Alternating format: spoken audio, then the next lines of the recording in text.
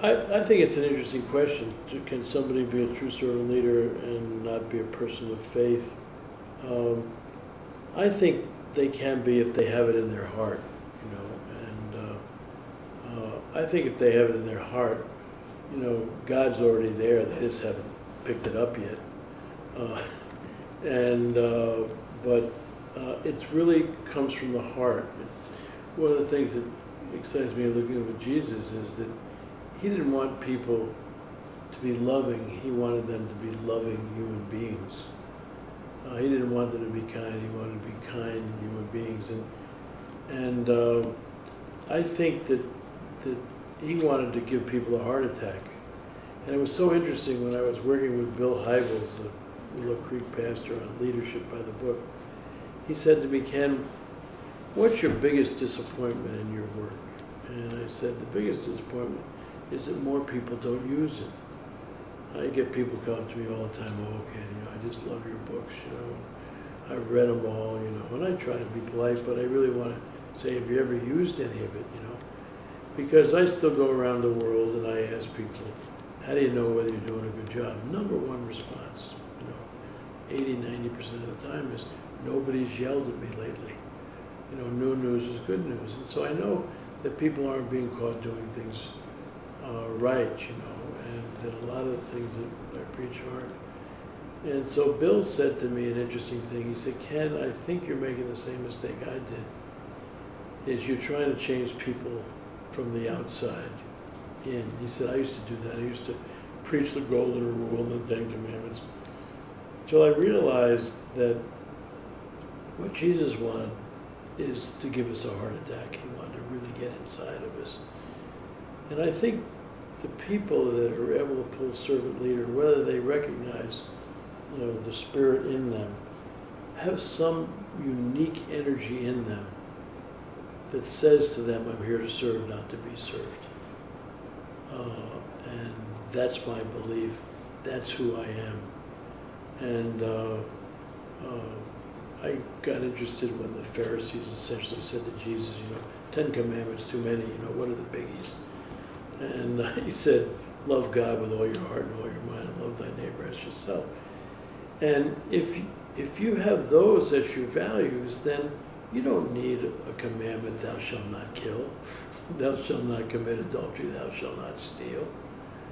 And so, you know, if somebody really has in their heart that I'm here to serve, not to be served, and that's who they are, I don't think we need to teach them a lot about listening. I don't think we need to teach them a lot about empathy. I don't think we need to teach them a lot. I think that's who they are. And they're going to come off as that's who they are. I think where the people are in trouble in servant leaders is that they're trying to become servant leadership from their head, not from their heart. And, you know, you can look at the research. Blanchard says Southwest, I'm going to be a servant leader. But I want to tell you, when push comes to shove, under pressure, if it's not who you are, it's hard for you to do even what you think is right, because your ego is going to get in the way, either false pride or self-doubt. But if it's who you are, then that's who you're going to be on a day-to-day basis. And so we think that being a great servant leader has 4 aspects. One is the heart, which is your character, and where you ask the question. Second is the head, which is what are your beliefs about leading and motivating people. The third is your hands, which is how do you behave. And unfortunately, the heart and the head nobody can see, but they can see your behavior.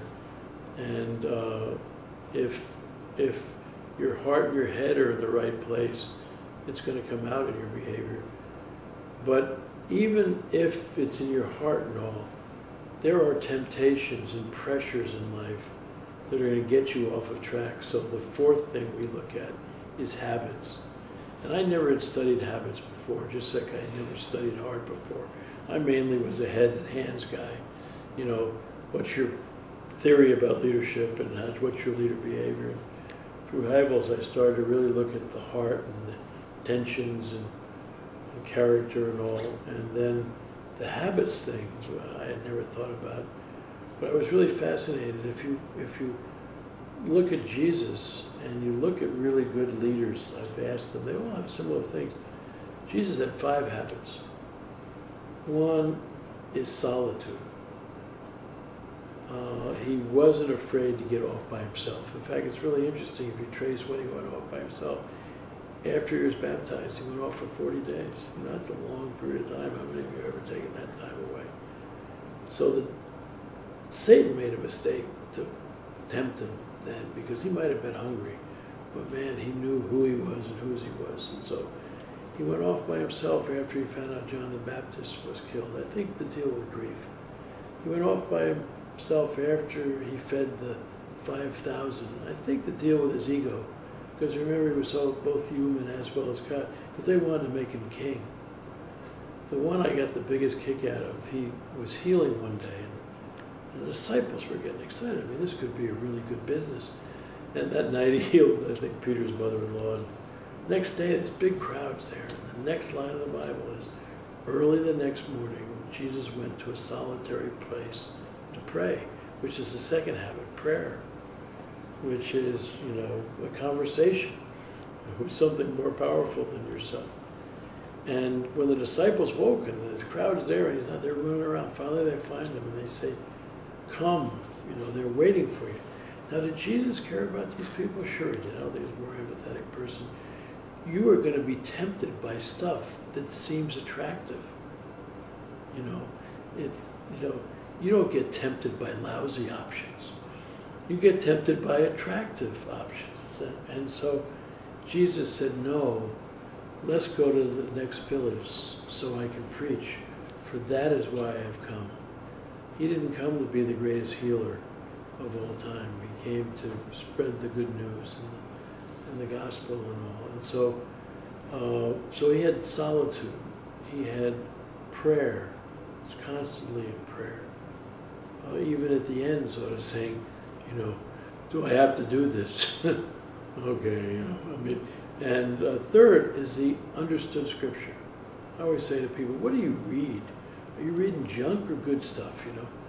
I got a kick out of the first time I read it after Satan tempted him. He could have blown Satan off and said, hey, baby, you know, I'm number 2 man at best. Get out of here. What do you do? He said, no, it is written.